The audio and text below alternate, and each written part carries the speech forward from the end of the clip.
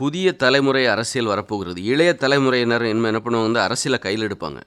இந்த பெருசுங்க இருக்காங்கல்ல, இந்த ட்ரம்ப்பு, அப்புறம் வந்து புட்டின், அப்புறம் வந்து நெத்தன்யாகு, இந்த பெருசுகள் இருக்காங்க பாருங்க. இவன் தான் இந்த வன்முறைகளுக்கு காரணமாக இருக்கிறான்.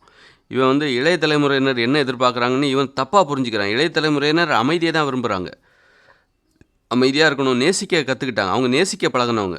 இந்த பெரிய தலைமுறையினர் அவன் ஏஜில் அவன் காதலிக்கவே கூடாதுங்கிற ஒரு காலகட்டத்தில் பிறந்து வளர்ந்தவங்களாக இருப்பாங்க. இன்றைக்கி இருக்கிற காலகட்டத்தில் பிறந்தவங்க காதலிக்கவே கூடாது. அது ஏன்? காதலிக்கலாமே, நல்ல விஷயம் தானே, ஒருத்தருக்கு ஒருத்தர் உண்மையாக இருந்துக்கிறதுல என்ன தப்பு அப்படிங்கிற ஒரு இன்றைக்கி இருக்கிற இளைய தலைமுறையினர் இந்த அரசியலை கைப்பற்ற போகிறாங்க உலக நாடு முழுக்க. இப்போ இந்தியாவில் மோடி இருக்காரா, மோடிக்கிட்ட இருந்து ஒரு இளைய தலைமுறையினர் வந்து அரசியலை கைப்பற்றுவாங்க. மோடி வந்து என்ன மதத்தை அடிப்படையாக கொண்டு சாதியை அடிப்படையாக கொண்டு ஒரு அரசியல் பண்ணிகிட்ருப்பார். வட இந்தியா தென்னிந்தியா அப்படின்னு சொல்லி இந்த வேற்றுமையை வந்து ஒரு வேர்களாக பயன்படுத்தி வேற்றுமையை பாராட்டுவதை மூலதனமாக வச்சு ஒரு அரசியல் பண்ணிகிட்ருப்பார். ஒரு முன்னேற்றத்திற்கான வாய்ப்பு எதுவும் இல்லை, மக்களை முட்டாளவே வச்சுருக்கிற ஒரு அரசியல் பண்ணிகிட்ருப்பார். ஆனால் இனிமே இளைய தலைமுறையினர் அவருடைய காலம் முடிய போகுதுன்னு நான் நினைக்கிறேன். இந்த மோடியோட காலம் வந்து இதுதான் முடிய போகுது. இனிமேல் வர தேர்தலில் அவர் வரமாட்டார். இனிமேல் ஒருத்தர் வந்து இந்த ஆட்சியை கைப்பற்றுவாங்க. அவங்க ஒரு இளைய தலைமுறையினராக இருப்பாங்க. அவங்க யாராக வேணா இருக்கலாம்ல. அது நம்ம விஜயா கூட இருக்கலாம், முதலமைச்சர் விஜயா கூட இருக்கலாம். அப்போ இப்போ பாருங்கள், இப்போ விஜய் வந்து தமிழ்நாட்டில் அரசியலுக்கு வந்தவுடனே அவர் வந்து சாதி மதம் பார்க்க மாட்டேன்றார். சாதி அரசியல், மத அரசியல், திராவிட அரசியல் அதெல்லாம் அவர் பார்க்கல. ரொம்ப வெளிப்படையாக இருக்கார். ரொம்ப ஆழமாக போய் அரசியல் அவருக்கு ஒரு இன்னசென்ட்டாக இருக்கிறதுனால அதுதான் இளைய தலைமுறைக்கான அரசியல். அவர் வேற்றுமையை பார்க்குறதில்ல. தன்னிடம் யார் நல்லா பேசுகிறாங்க அப்படி தான் பார்க்குறாரு. ஒரு டேலண்ட் அப்படி தான் பார்க்குறாரு தவிர இவர் உள்ளுக்குள்ளே என்ன ஜாதி, அந்த சாதி திராவிடமா, ஆரியரா, தெலுங்கரா, தமிழரா அப்படின்லாம் பார்க்காம ஒரு வெளிப்படையான ஒரு அரசியல். இதுதான் வந்து இளைய தலைமுறையினருக்கான அரசியல். அமைதியை விரும்புகிற ஒரு அரசியல். நல்லது செய்யணும்பா, மக்கள்கிட்ட நல்லது செஞ்சால் வரவேற்பு கிடைக்கும், அது மட்டும்தான் தெரியுது. அவங்க வளர்ந்துடக்கூடாது, இவங்க பெரிய ஆளாயிடக்கூடாது அப்படிங்கிற அரசியல் இனிமே வந்து நின்று போயிடும், படிப்படியாக நின்று போயிடும். உலகம் முழுக்கவே இளைய தலைமுறையினர் இந்த ஆட்சியை கைப்பற்றுவாங்க. இப்போ ஆப்பிரிக்காவில் ஒருத்தர் வந்து ஒரு அதிபர் ரொம்ப சின்ன வயசு, 25 வயசு தான் ஆகுது. அவர் வந்து அந்த நாட்டையே ஒரு புரட்சி பண்ணிகிட்ருக்கார். அவர் இளைஞர். அதை வந்து ஒரு 60 வயசுக்கு மேலே உள்ளவங்ககிட்ட எதிர்பார்க்க முடியுமா? எதிர்பார்க்க முடியாது. அதனால் அவர் ஒரு இளைஞர். இப்படி உலகம் இப்போ ட்ரம்ப்பு இருக்கார். ட்ரம்ப்புக்கு பதிலாக அங்கே ஒரு இளைஞர் வந்தார்னா என்னாகும்?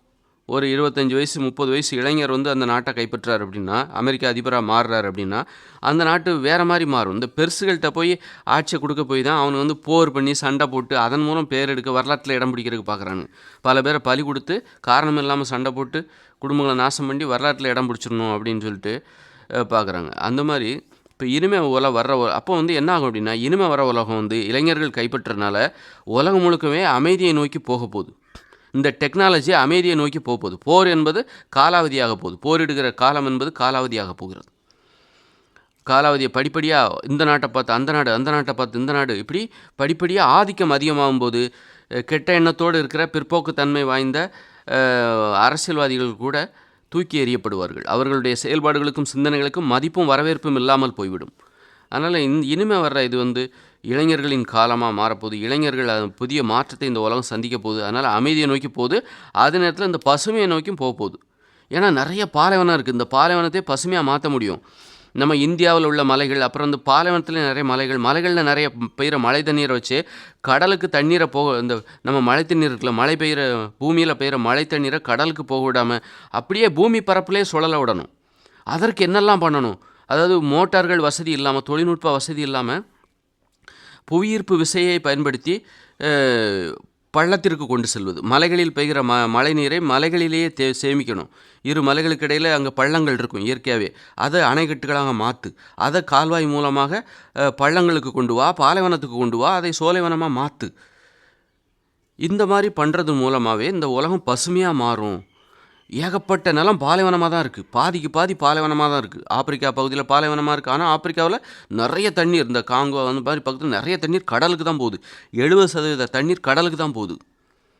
அது மாதிரி இந்தியாவிலையும் பார்த்தீங்கன்னா 70% தண்ணீர் கடலுக்கு தான் போகுது. கேரளாவில் அவ்வளோ மழை பெய்யுது, அதில் 70% தண்ணீர் கடலுக்கு தான், அரபிக்கடலுக்கு தான் போகுது.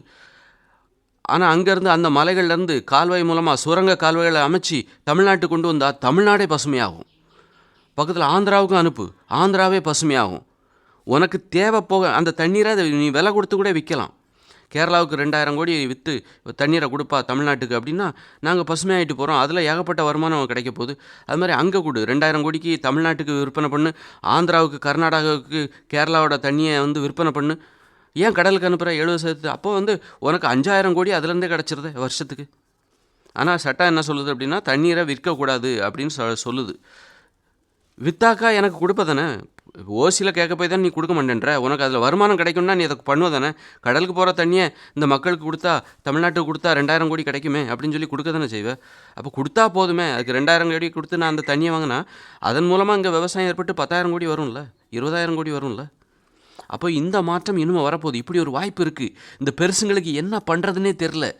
இந்த மோடி பெரிய பெரிய தலைகளுக்கு இந்த நாட்டில் என்னத்தை தான் மாற்றத்தை பண்ணுறதுனே தெரியல. இந்த இவ்வளோ வேலைகள் இருக்குது, செய்வதற்கு ஏராளமான வேலைகள் இருக்குது. அதனால் இனிமேல் இளைஞர்கள் அரசியலை கைப்பற்றுவாங்க. இளைஞர்களின் அரசியல் வரவேற்புக்குரியதாக மாறும், புதுமையாக இருக்கும், அற்புதமாக இருக்கும், ஆரோக்கியம் தரும், அமைதியை தரும், மாற்றத்தை தரும், ஒற்றுமையை தரும், அன்பை பரப்பும். அன்பு பாசத்தெல்லாம் அது பரப்பும். அதனால் அதுதான் இனிமேல் வருங்காலமாக மாறப்போகுது. நானும் அரசியலுக்கு போகிறேன்.